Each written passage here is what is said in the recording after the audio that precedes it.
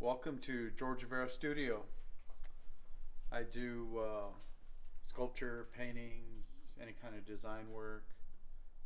I get lucky when I get to do a great piece like this. This is Katawa Amtua. They're Pueblo Revolt messengers back from the 1680s. And I was asked by the Pueblo of Tasuki, just next door to us, to sculpt them, and then this will go in front of City Hall in Santa Fe. And it's a historic icon about the native culture that's been here for centuries, and the issues that they had with the Spanish at the time. And a revolt was a result of the way the Spanish treated the tribes and enslaved them, and did many bad things to them. So these two guys represent a lot about the Pueblo history, and they are part of why the Pueblo culture is alive today, is because the revolt took place. They were innocent runners. They were young teenagers that were ultra marathoners. They were doing between 20 and 50 miles a day. They were carrying a message to the Pueblos to indicate how many days before the Pueblo revolt would happen, although they were never told what the message is that they were carrying. And what they had in their hands and in a pouch was a knotted yucca cord. And so I will have the yucca cord being held in their hands here, and they're in a unusual running position. They're running very fast, but they're almost bumping into each other, and they've brushed up against a yucca plant, and they're both holding out the cords, asking each other, what do these mean? Because the leaders of the Pueblo revolt never told the messengers the message. They just said, go run and take these to the different Pueblos, and they know what it means. So unfortunately, these two were pulled on August 9th from the Pueblo of Tasuki, taken to Santa Fe, tortured and killed. And as a result of that, the Pueblo revolt started on August 10th. So, like I said, I get lucky to do this historical pieces once in a while. Tasuki asked me to sculpt Katawa and Amtua for them, and I'm honored to do it. And I'm glad that it'll be in a public place, and some of the history about the relations with the Pueblo will now be recognized. So come on through the rest of my studio, I'll show you how it works. We start out with small scale compositions. This is the small scale of Katawa and Amtua. Then we enlarged them, and so you see the original clay right behind them. So we get the concepts down on a small scale. It's much easier to change if we need to modify or change anything. There's some remnants of my other large pieces that I've enlarged there. When I enlarge them, there is so much material that I usually don't keep it all. So I keep a few pieces. Above us is Billy Mills. Billy Mills is an Ogallala Lakota Sioux who won the Olympics in 1964. He won the 10,000 meters, and it's the second biggest upset in Olympic history. Billy is a good friend of mine, and when I met him, I asked him, has anybody ever made a sculpture of you? And he said, no.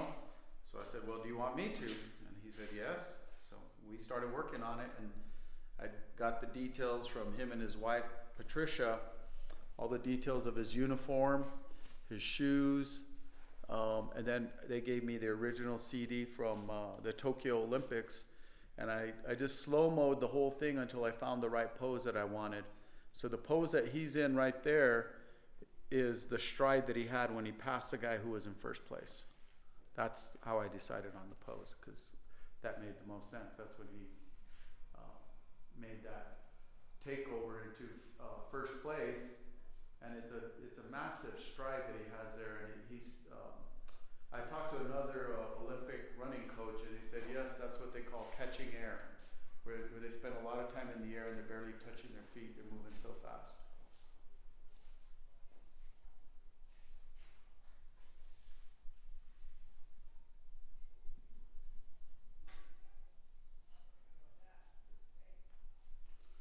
Go into the other part of the studio.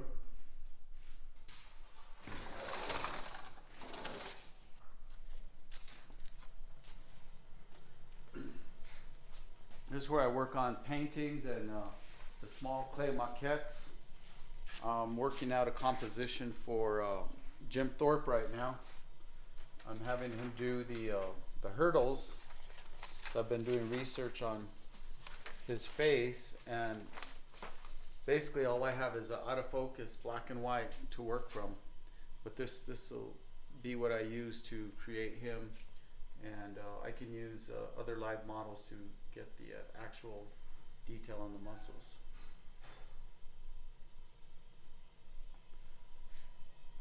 So you can see there's bits and pieces from sculptures that have already been made and been cut up and molds made and are now cast in bronze. That's pretty much what the rest of this is. There's a full-size original bust of Leroy Petrie. He's 9 feet tall in front of City Hall in Santa Fe. He's Medal of Honor recipient under President Obama, and his dad asked me to create the piece, and it was donated to the city of Santa Fe. Then you go this way, and we've got the gallery.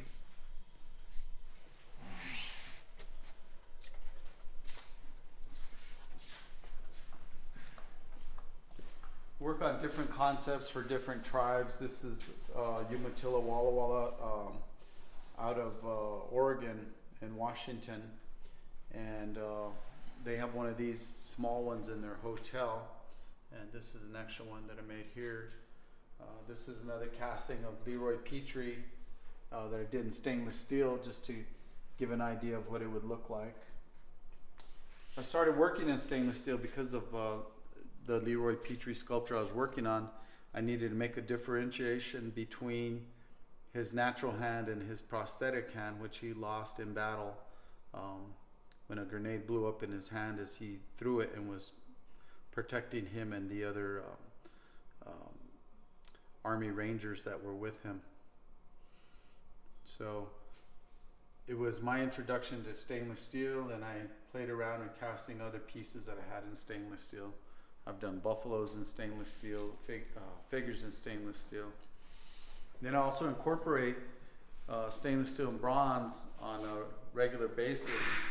And this one here shows the great horse, and what I'm portraying is the first Native American on horseback. So the natives weren't allowed to have horses when the Spanish brought them because they were weapons. So it wasn't until the Pueblo Revolt that the natives took over the horses. And that, as a result of the Pueblos taking the horses, there's the biggest dissemination of horses throughout the West, and that's how all the other Western tribes got the bulk of their horses was from here. So I thought it was a significant historic piece to put into perspective. There's paintings, there's this is a picture of a 13 figure sculpture that I did for the Pechanga tribe in Temecula, California, just outside of San Diego. And this is an ancient gambling game that they're playing. It's one team against another team. This is a small version, and then I did a large one to where he ends up being 7 feet, so I would stand about this tall to the enlarged figure. It's installed at the Pechanga Resort.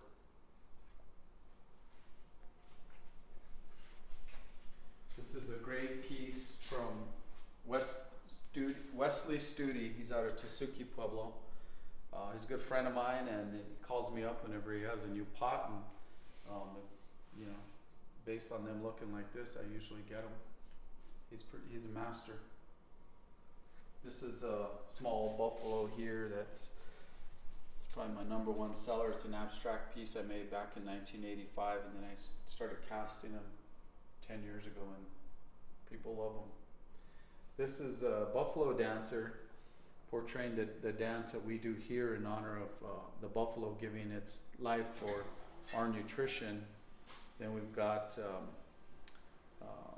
ceremonies that say thank you to the animal, and that we may be rewarded with more buffalo. So this piece has also been enlarged to 12 feet tall, One is at Buffalo Thunder, and the other one is at the Smithsonian Indian Museum in Washington, D.C. This is a bear that was the maquette for a 5-foot tall granite bear that I carved, and is at a home in Santa Fe now. This is the leader of the Pueblo Revolt. His name was Pope. He was from San Juan Pueblo, which is just over the hills there. And he's also carrying that knotted cord like the runners. So I portrayed him as being the one who was handing the cords to the runners.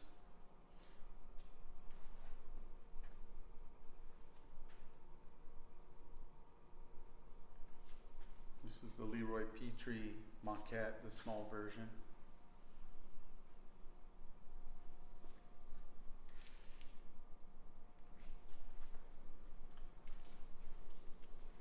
This is another amazing piece in stainless steel right here. I call this one the Buffalo Queen. And the water, the slurry water down here is representing the underworld, and this is representing the historic world.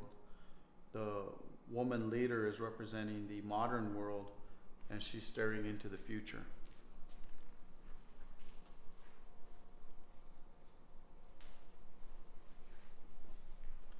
Here's another sculpture of a bust of Billy Mills. This piece is, he's about a 9-foot scale man, and look forward to making him with the full body, but we wanted to just make his bust for now. You can see the difference.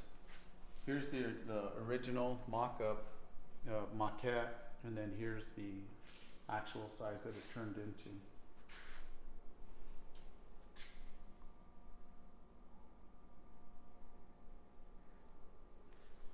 Let's go take a look at that big horse out there.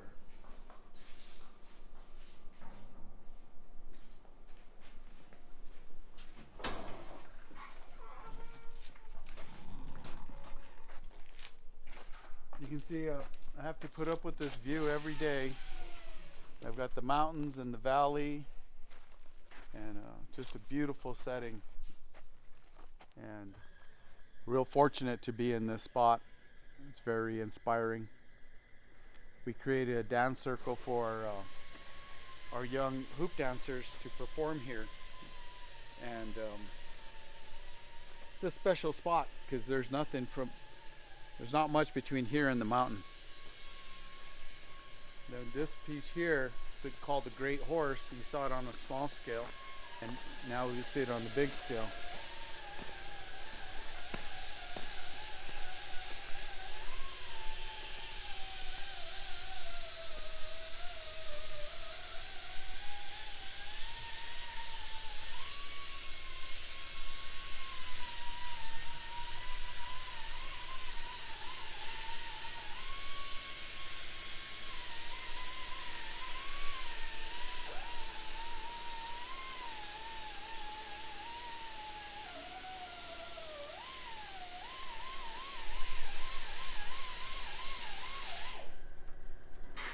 So the meaning behind this, as I mentioned before, it's about the first Native Americans on horseback would have been in this area back in the late 1600s.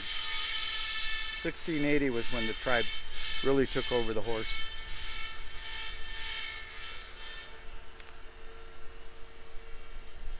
What I like about this composition is the horse is moving forward, but both the horse's head and the man's whole torso is turning towards the back. So it gives you a full round, amazing composition. Wherever you're looking at this piece, it's very interesting. It's also got a Spanish shield on the other side that shows the falling of the Spanish government at that time. It's done in stainless steel. Let's take a look at it.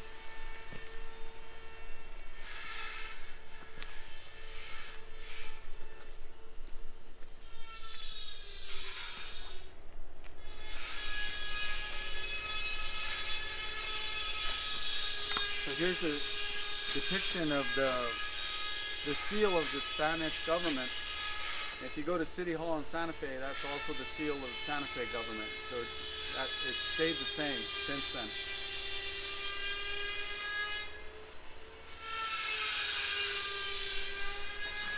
Good. You know, I think the grinding's good. Don't you? Yeah, I like it. Yeah, it's a working studio. Yeah. Yeah, exactly. Yeah, we're quiet enough in there. Cool, man. You want to sign up? Well, thank you for joining me here at George Rivera Studio. I'm here just outside of Santa Fe, Pueblo, Milwaukee.